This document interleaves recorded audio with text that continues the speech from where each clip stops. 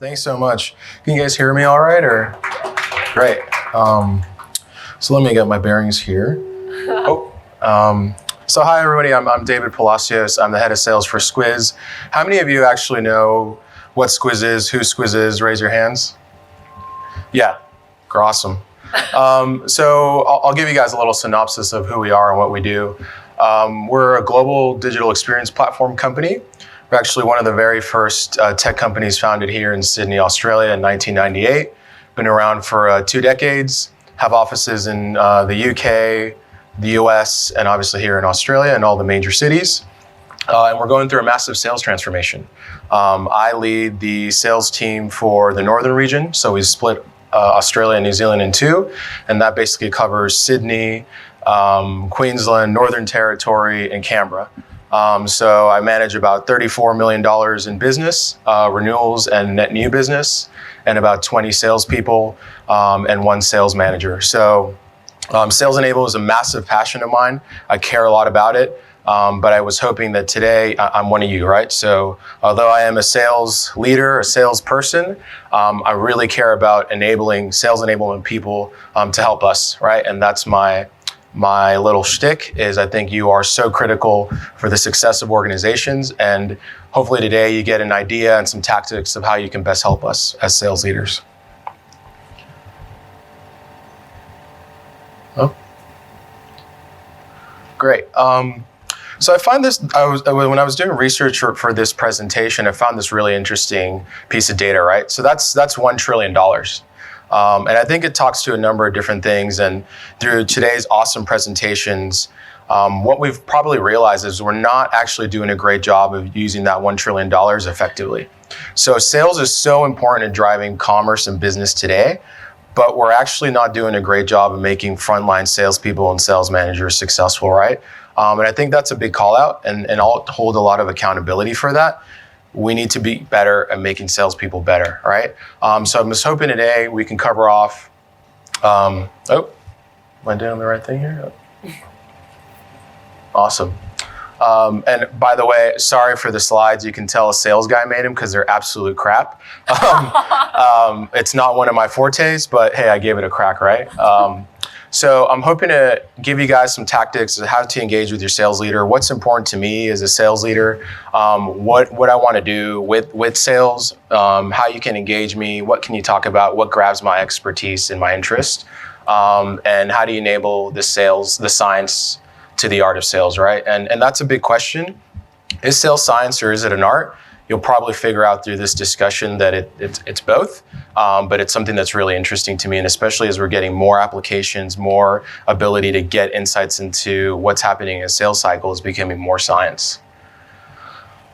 So that's a big challenge. I think I find frustrations when I deal with my sales enablement colleagues, and I want to alleviate that, right? And then give you some tactics to address that.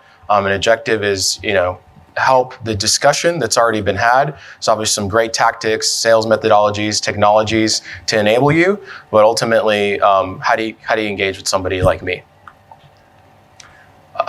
This is another big piece of data that's come up a couple times, and mine's actually incorrect, so I don't know if I'm getting my data from the wrong sources. But what I found in a CSO Insights research paper was 56% of reps aren't hitting their number, right? And I think you'll find that best-in-class solution organizations are closer to that 60 to 70, which is awesome. Organizations like us that are in startup mode are probably lower on that scale, right? Because we haven't matured in our sales enablement capabilities.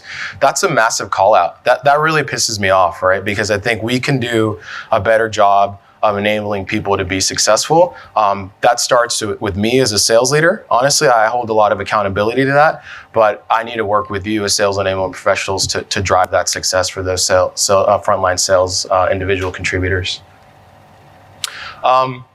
So I'm a pretty simple dude.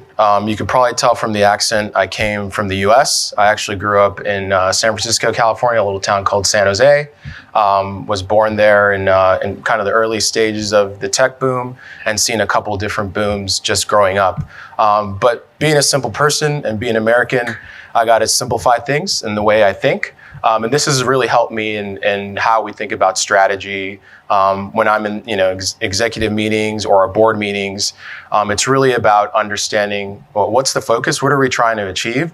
Aligning not only on that strategy, but on the stakeholders that need to execute that strategy, and then getting commitment and executing on that strategy, right? That's critical for me as a senior sales leader, and it helps me actually focus in what I need to do. So from that perspective, I wanted to break down kind of the three areas from a sales enablement standpoint that I think are critical, right? As sales enablement leaders, and as a sales leader, I oftentimes look at my sales enablement person and say, can you build me a deck, right? Can you get the deck ready for me? Can you get a certification process ready for me? Hey, our sugar CRM isn't working. Like, can you fix that? So it's important that you set boundaries onto what it is you're doing and what it is you're going to deliver to that sales leader, but also hold that sales leader accountable, right? If they're asking you, hey, I need a certification process for our new product, great. What are you going to do after? What are the measurements you're going to adhere to, et cetera, right? So you got to challenge them a bit because it's not that bartender example that we saw earlier, right? It's not about order taking. It's setting, challenging and setting the expectation. We've talked a lot about building on the fundamentals, and this is critical for me, right? If you go to an organization and they don't have a sales methodology and they don't have sales processes in place, that should be a red flag to you as a sales enablement leader, because that's the building blocks of your success. So ensuring that those fundamentals are in place is critical, and working with your sales leadership to, if they're not in place, is there buying to put something in place, and are they going to take ownership to do that, right? Because it doesn't all fall on you. The other piece is, how do you enable the art, right? So there is this sales craft component to sales. What is that? How do you enable that? And how do you take your best performing individuals, that art that they're doing, and start to scale it within the organization? So that's kind of what I cover off in the presentation today. And I apologize for all the sports references that you'll soon see and the videos, but I am American after all, so apologies.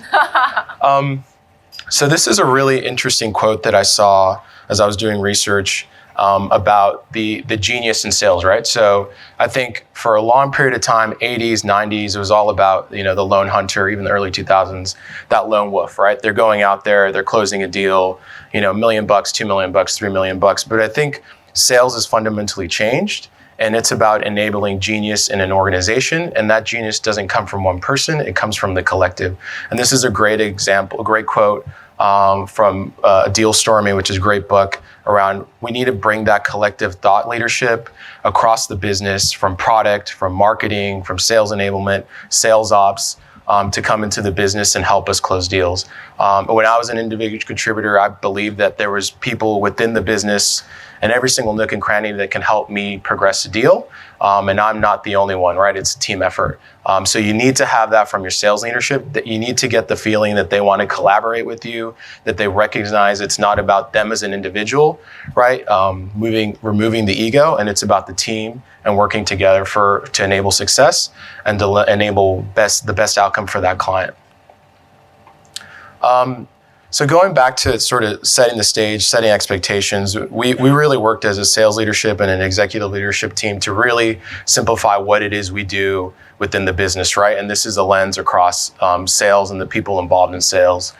So as a territory sales leader, I think one of my biggest passions is coaching, but I also have a bit there that keeps me up every single day, which is sales forecasting and hitting target, right? At the end of the day, as a sales leader, that's the measurement that I'm held the most accountable to. Are we growing? If we're not growing, why? And if we're losing business, why, right? And if that's happening consistently, is it an issue with the business or is it an issue with the individual, right? So that's a big, important piece to me, and that's a big hook. When you come to me and say, hey, I know you got all this stuff going on, I want to help you win more business and be more effective, my ears start to perk up and I really want to engage. But it also, this is a really great slide because it breaks down just how many people are involved in executing B2B sales, right? I think it's huge. It's a massive team effort. The other piece here is we're in an early stage at Squiz with sales enablement, but it's something that you can see from our slide decks that we want to do, right? We absolutely believe in sales enablement. It's a critical priority for us. It's a glue to our business. But at the moment, we have a cross-functional team. And that team is made up of sales ops, product marketing, and marketing and L&D. And we come together with the sales leaders to talk about, what it is that we need in the business from a sales enablement standpoint from each of those teams. And we make the requests, and then we sign up to measurable quotas, things of that sort. I think that the most important thing around this is also just setting expectation, right? So I have my awesome global head of sales operations, Laura, in the room.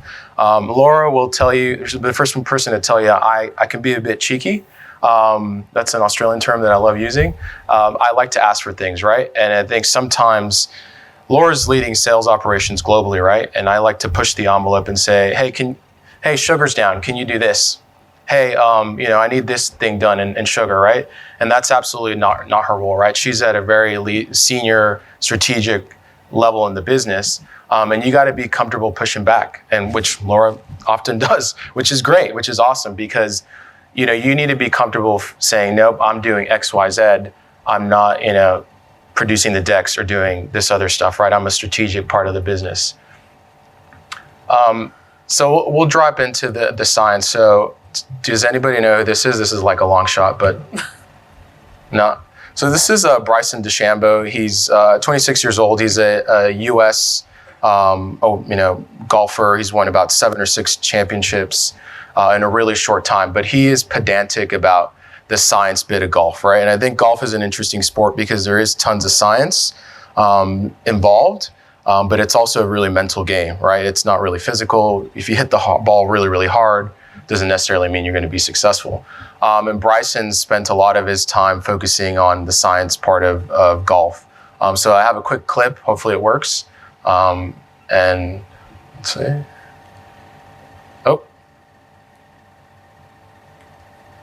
Oh, might not work. No. So this clip is actually Bryson talking about how important the science of golf is, right? So he goes to such a length in his process where he'll get a bunch of golf balls, he'll weigh them, he'll put them in water, and he'll figure out where they lean. And depending on the lean, he'll grab little strips of lead weight and he'll stick that on top of the golf ball to figure out how weighted to one side it is. And if he needs to use more than 3 strips of lead weight, he removes that ball and he no longer uses it, right? Because he's so pedantic about the flight speed, X, Y, Z. And think about it, if you're playing golf, any golfers in here? Nope. If you play golf, if you're really good, you won't lose that many balls. If you're really crap, you're going to lose a ton of balls. So think about doing that process over and over to just get maybe 2 or 3% better, right? That's how pedantic he is about the science and the data that's important to making him successful as a golf player. Who's seen this movie? It's a pretty awesome movie. Yep. So this movie is based on a book by one of my favorite authors, Michael Lewis, Moneyball. It actually involves my hometown baseball team, the Oakland A's. If anybody knows anything about Oakland, it's a really tough part of the Bay Area. It's really blue collar. Most of the jobs there are port jobs. So everybody's, working pretty blue collar jobs, which, I come from a blue collar family. And this team has the lowest payroll in a league that's all about money. You got the Yankees, the Boston Red Sox. And this individual here is Billy Beane. He was the general manager of the Oakland A's, and his piece was, I need to figure out how to be more successful, right? I got these tools, I got the lowest payroll, I need to find players, I need to find a way to win. He knew the art, right? He was a baseball player, he knew how to be successful within the league, so he looked for an edge, and that edge was data and analytics, right? And he partnered with an awesome scientist from Yale to figure out, how can I identify the very best players and build a team around that? And what he was able to accomplish, he was able to go to the Major League Baseball playoffs 4 years in a row, which is an incredibly difficult feat, if anybody watches baseball. And he was also able to win 20 consecutive games in a row, a feat that hadn't been accomplished in over 100 years, right? So again, it talks about the importance of science, of data, of analytics when we're looking at players, right? And being American, I very much look at individual contributors and sales reps as players, right? How do we enable that player? They're all very different, and how do we use data to play to that player's strengths? So why do we measure and why do we use data? This is a piece from the Harvard Business Review around high-performing teams, right? And measuring those teams and holding those teams accountable. And if you look at the top left there, high-performing teams, more often than not, actually every single time, believe that you strongly agree that you need to hold sales reps accountable, hold sales leadership accountable, and measure success, right? That's huge. This is another piece from that same report that talked about sales processes and structures. And it talked about, are you enforcing that as a sales leadership? Is that being pushed within the business? And as you can see, even that small little edge, high-performing teams absolutely are relentless about sales processes and sales structures. So I think it plays to something that we've talked about already in this room, which is data, analytics, sales processes, sales methodologies are critical to driving individual contributor success in sales. But we all know that, right? I think, Dave, you're telling us something we already all know. Thanks, no thanks. But I think we like to think this is what it looks like, right? It makes sense. We're all in there. We're having the chat. Everybody's excited. We got graphs. We're demoing this awesome demo. Pre-sales person's kicking butt. And yeah, we enabled our team. That's happening every single time the rep is going out there. But the reality is, sales actually looks like this, right? Our reps are struggling out there. They don't know what to do. They don't know how to influence the sales cycle. They don't know how to help the buyer buy. And they're really struggling, right? And this is where that art piece comes in and where the science also comes together, right? And we've talked a little bit around sales processes. We talked a little bit around the MQL and the marketing process, but this is critical to driving success. And that point I made earlier about building on the fundamentals, making sure that your sales reps know what they need to do within a sales cycle is incredibly important, and ensuring that they have the tools to do that within a sales cycle is critical, right? So what we're doing at Squiz now is we're completely revamping our sales process, but we're also aligning individual, the team and what an individual player within a team is doing within that sales cycle, right? And also the sales enablement piece, the content that's required within each of those phases. So alignment around that is clear. They know exactly what they need to do in each conversation. Now, I think there was a presenter earlier that talked about, look, we can give that to a sales rep, but if they sound robotic and they sound like they're reading off a script, that's not helping anybody, right? So I believe, we need to believe in the science and the data. There's awesome tools, Gong, Seismic, SalesLoft out there. We need to map that to a sales process to get the insights that we want. We need to measure people, but we also have to understand that a lot of this is art too, right? And we need to play to that individual and what's going to make them successful.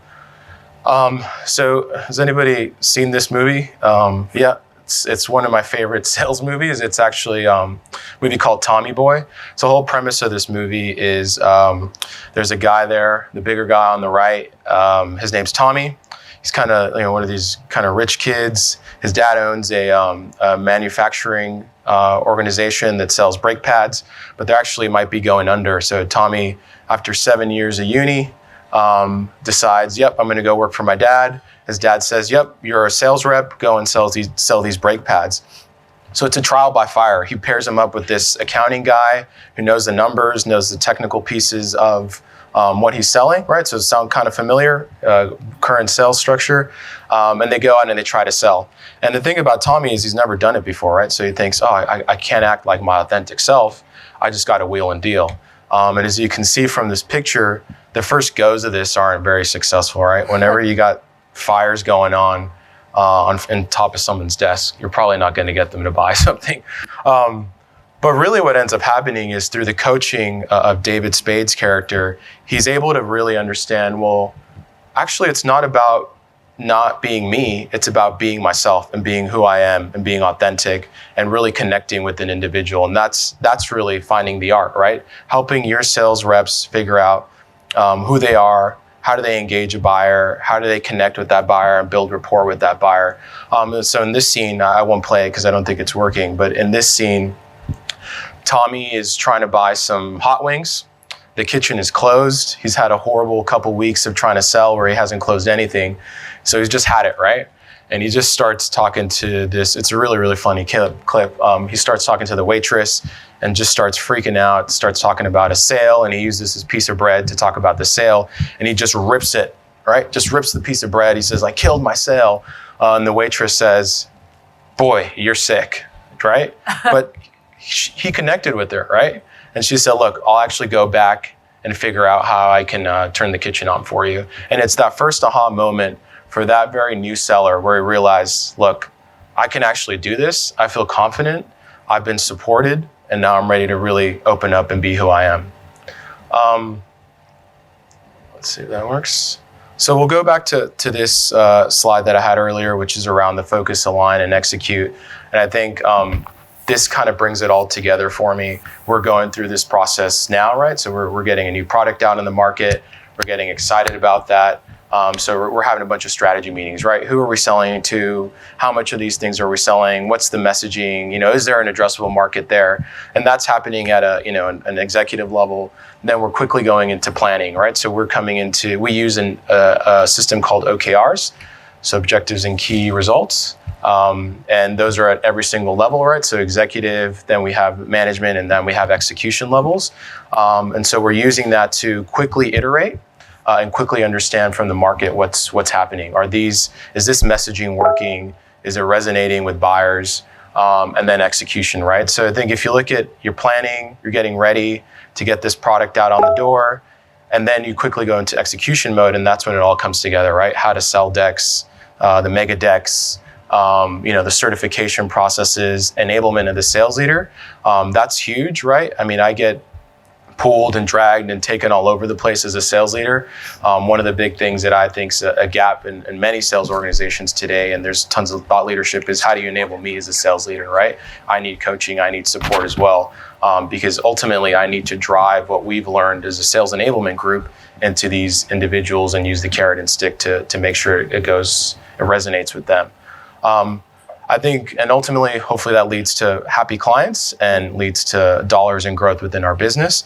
I think the most crucial thing to this process is iteration and getting feedback. The quicker you can do that and the more of that you have within the business, the better.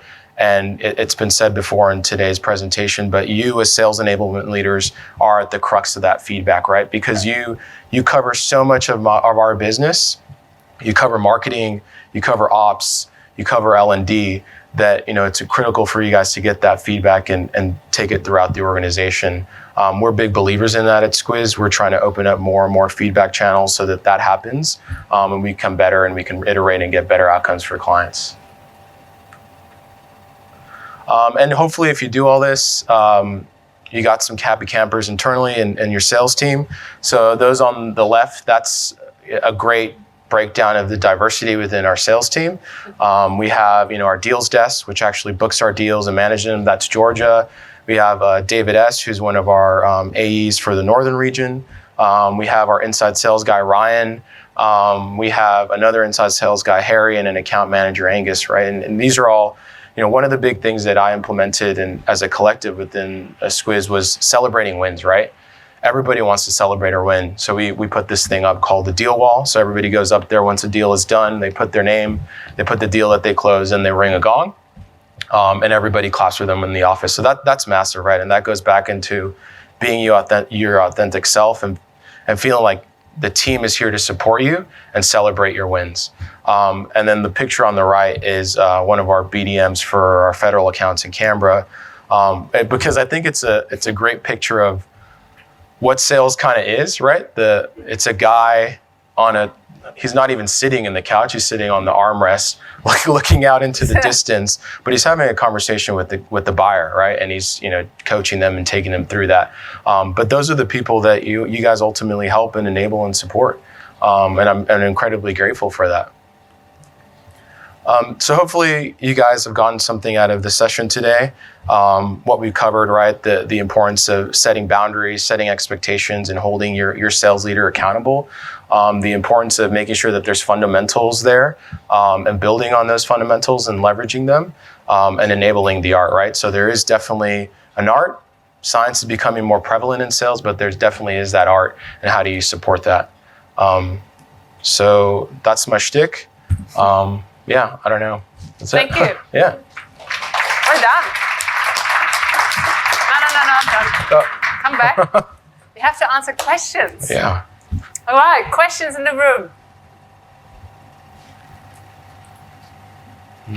Tough crowd. Yeah, I don't know. I scared You're them. You must have. It's after lunch. Yeah, exactly. Yeah.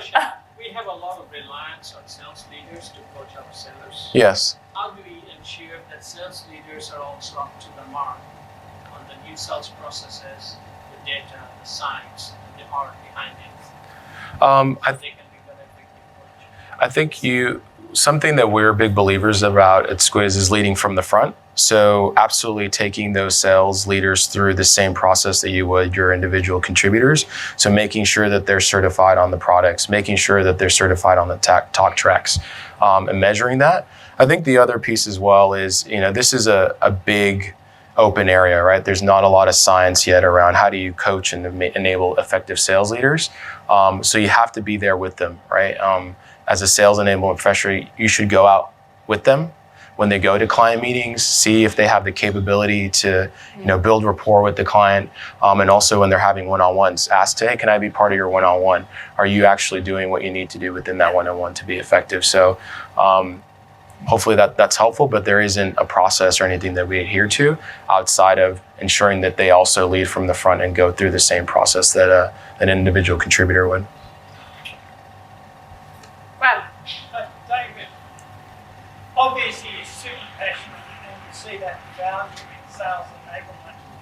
Was there a tipping point for you where I'm gathering you're in sales and then you fell in love with sales enablement? Was there a tipping point, an event that went, this is the moment? Yeah, so in a prior life, I worked for a vendor called Seismic, and that was really an eye-opening event. Being an individual contributor and a sales leader, I always knew that content and engagement on content was so critical, but really being there and, because it's a company selling to people that do selling, it really opened my eyes to the importance of this practice, right? Before that, I didn't know that there was, a Sales Enablement Society or all these passionate individuals that cared about helping me and coaching my sales teams. So it was that point that I said, man, this is awesome.